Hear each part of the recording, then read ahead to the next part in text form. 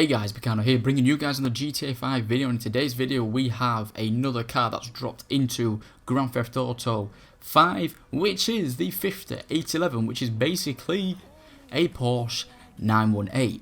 So as you can see here, it costs 1.135 million of your hard-earned cash in this game. And you know, we're just going to customize it and we're going to showcase it. I'm going to give you my first impressions of the car handles and things like that. So this is a stocks version here, and we're just going to take it into the mod shop and we're going to customize it and put our own touch on it. So I will be talking about the handling as we leave the garage when my car's actually modded up with like everything on. But I've seen a few videos already, and the car with the price, you know, you've got to account for this car only being just over 1 million, so it's not going to be a record holder in that way. But let's get straight into it. So bumpers, we've got a few bumpers to choose from.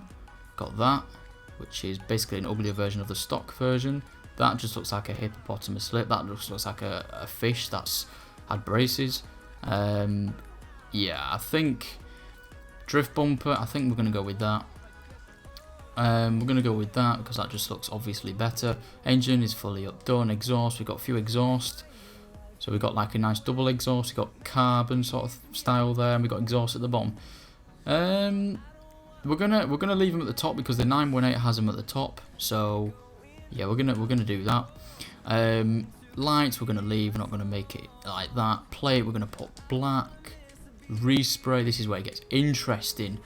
Now, a 918 in real life, I've seen one around. I don't know if you guys watch like Supercars of London, but there's a nice ultra blue 918 going around London, which is like this. It's pretty unique. I know I use blue a lot in the videos, but anyway, that's just how it is.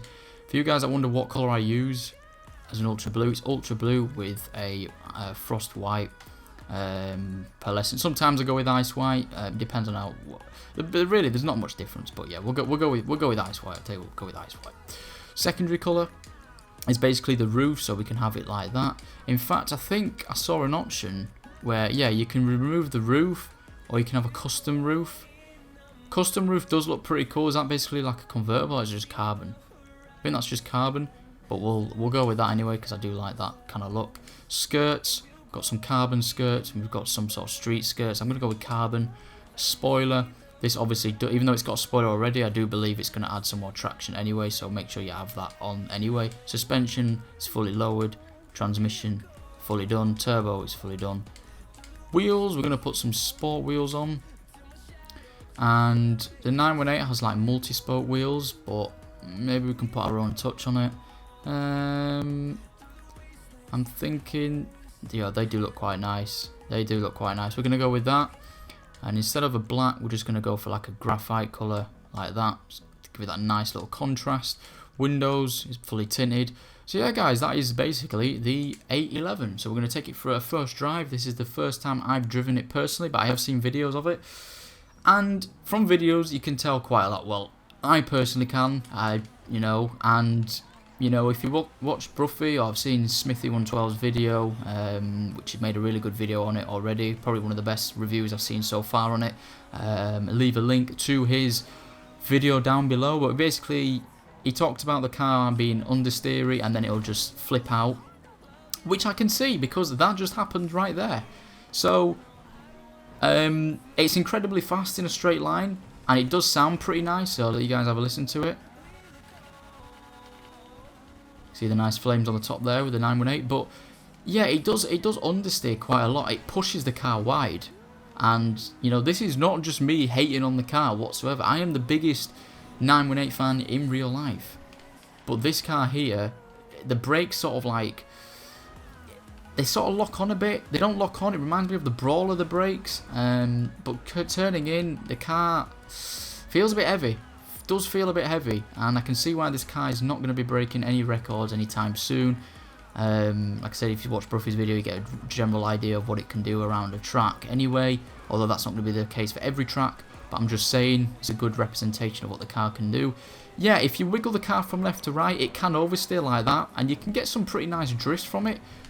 So give it a Scandinavian flick around here, and you can do that. But it will it will basically understeer if you don't flick the back end. You know, you just want to turn into a corner nicely, it will sort of go. So it's a tough one, you know, it's a tough one.